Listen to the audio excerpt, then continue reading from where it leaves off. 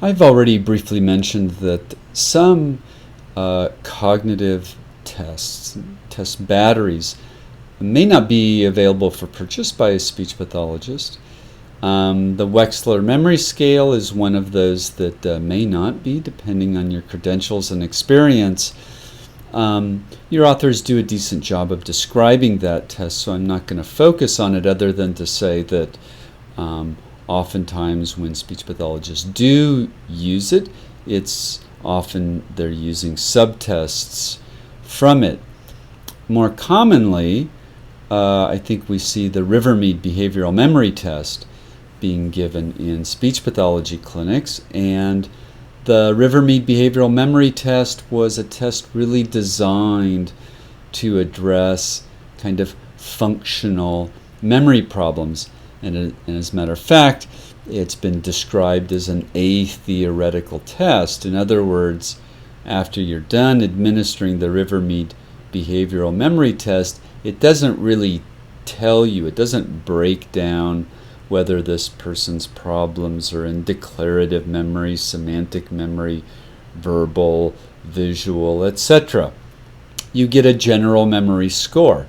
However, that being said, that doesn't mean that you won't have a sense of what kind of memory problems your patient has from being familiar with the subtests and observing your patients and the kind of difficulties they have. So the positive aspects of the Rivermead is that it's perhaps more ecologically valid than the Wechsler memory scale. It's one of the few tests I know of that has a prospective memory test. So for example, I don't remember, I've given the test quite a few times, but my memory is not so great. At some point early in the exam, you tell your patient that when the testing is over, you want them to remember to ask you when their next appointment is. Right? And so at the end of the test, you make a point of saying, okay, we're all done testing. I mean, you don't like wink at them or anything, but you make sure to let them know that testing is over.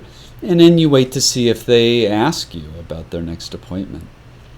The other way that prospective memory is tested is you take a personal belonging from a person and you hide it somewhere and you let them know where it is, but you put it out of sight, like you put it in a desk drawer.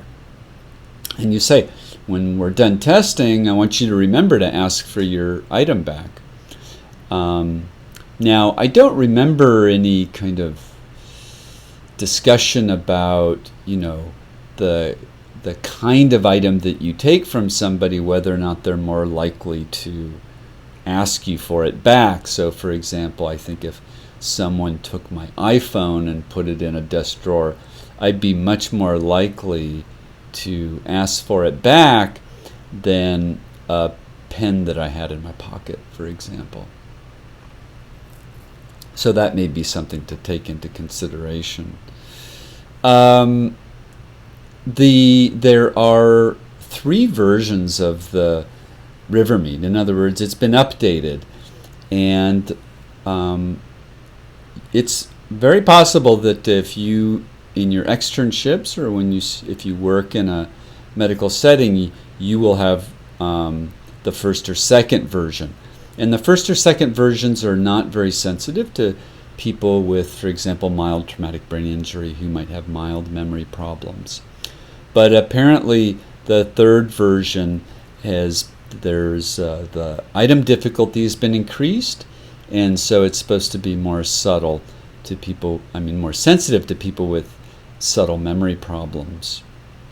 There's a video here that gives a fairly brief and nice description of the different components, and you get a peek at what some of the stimuli look like.